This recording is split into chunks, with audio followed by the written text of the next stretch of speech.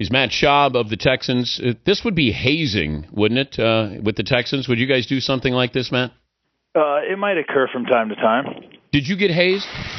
I didn't. Not too bad. I mean, we had to carry, when I was in Atlanta, we had to carry pads and get Gatorade and do some of those things, but it wasn't, to the effect of some hazing out there. Doesn't it seem like forever ago when you were in Atlanta? It does. It seems like it was a whole different lifetime. But what's it like when you're the backup quarterback, knowing that you have the ability to start and just waiting for your chance? How tough is that?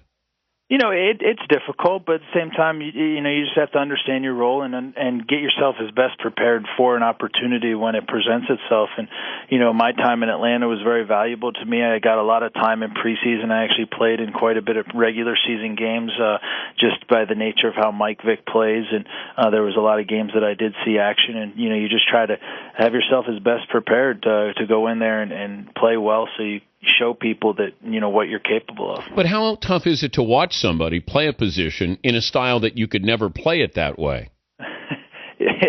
That was difficult. When I got drafted there, obviously we knew Mike was there, and we couldn't be two different type of players from one another. But I just had to, I guess, put my running shoes on and get myself ready to fill in that role. Okay, if you raced Vick when you first got to Atlanta, how much of a head start in a 40-yard dash would you need? Oh, when I first got there, I was a little more fleet of foot about 9 years ago. So I probably would have needed about, I'd say 4 or 5 yards. 5 yards would have been all right, and we might have been equal. Okay. 5? Well, what about now? Yeah, maybe a couple more. It'd be 7, maybe, something like that? 7.5. Well, it was 7.5. We're talking to Matt Schaub of the Texans joining us. You're finding some people jumping on the bandwagon now. How's the team feel about that when you see it? We're just excited for the start that we've had. 4 weeks to be 4-0. No. I'm being serious. Come on, Matt. That's a veteran answer. You're better than that. It's great to see that people are recognizing what we're doing down here in Houston and on this team. The amount of work that we've put in over the years to get to this point, and people are taking notice of that hard work and that commitment that we've made to each other and to this organization. To finally see that coming, to fruition is definitely exciting. All right, blah blah blah. I didn't buy that yet. Okay, secretly, privately, last night, did you enjoy the Cowboys losing? To be honest with you, I didn't even see the game till the very end. Checked the scores from time to time, but until I got home and saw some of the highlights, it was eye-opening, to say the least, because you don't expect that type of showing at But home. you live in their shadow, being in the state. Right. It is. It's like the guys up north, and then we're the guys down south. So to have that sort of in-state rivalry, although we're in different conferences, there's that sense of rivalry. You always want to, take notice of what's going on up north and, try to compare yourselves. Most interceptions you've thrown in a game? 3. In your entire career? Not just NFL, college, high school? 3. Wow. What's it like? Well, maybe you don't know. I mean, Romo threw 5 picks last night. Right. What's that feeling like? It's tough. I mean, it's that proverbial snowball effect. Seems like when something goes wrong and, you try to stop the bleeding, but then another thing goes wrong and then it's just nothing goes right. And, however they happened, whether they were tipped, whether they were miscommunication or, who knows, but ultimately there's someone's responsible for why that happened. And when you have that many, it's very difficult to win. The hit by Joe Mays, like at what point do you realize I'm going to get hit or I just got hit, and that feeling that you have? Can you even describe it?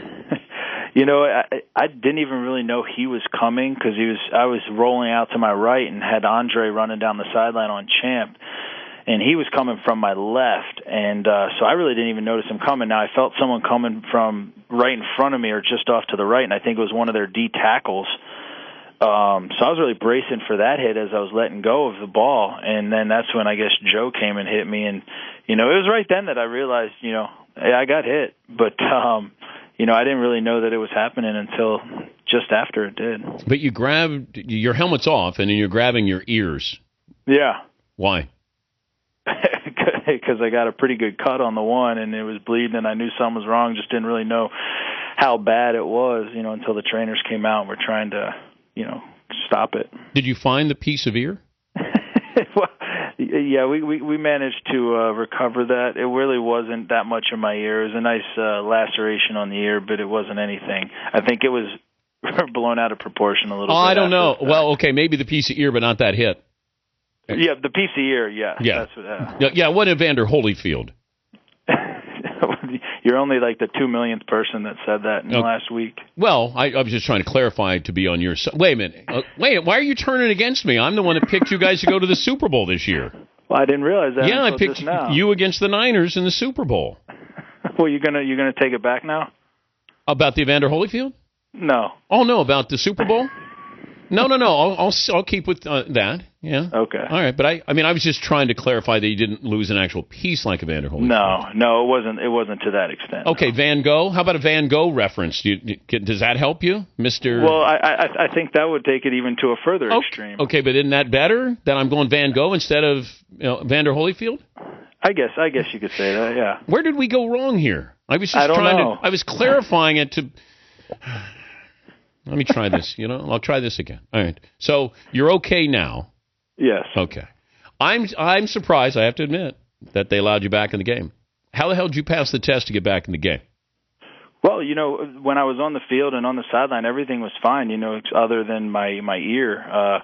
And just talking with the trainers, and once we were able to control that and, got my helmet back, I was totally fine and, answered a bunch of questions and went through that and was totally myself. I was ready to go back in and play. Wait, give me the questions that you got. Oh, they're just basic things about, where we were and, things like that. Like who you're playing or what the play was? Yeah, that and, last week's game, the week before, just from, trying to recollect that. And, everything checked out fine. You a Super Bowl team? We definitely have the pieces to the puzzle in this locker room. We definitely have that makeup. We have all those things in place. We just need to... it's a long season. We got to go out and continue to play at a high level and execute and all those things. Be prepared for to go 1-0 every week, and we'll like where we're at the end if we just focus on that. That's a long yes. That's a long-winded yes, is what that was. You're a Super Bowl team, right? I guess it is. Yeah. Okay, good. Do you walk up to J.J. Watt and just go, "What?" Yeah, because absolutely. That's what I would do. Everyone does it. That guy's a beast. He is. He's fun.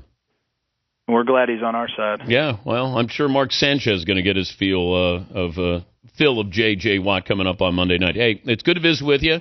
I promise I'll never make that reference again. Promise. It's all good. Okay. Thank you, Matt. All right. Matt Schaub, Texans. When he lost part of his ear, I thought Vander Holyfield is what I did right there.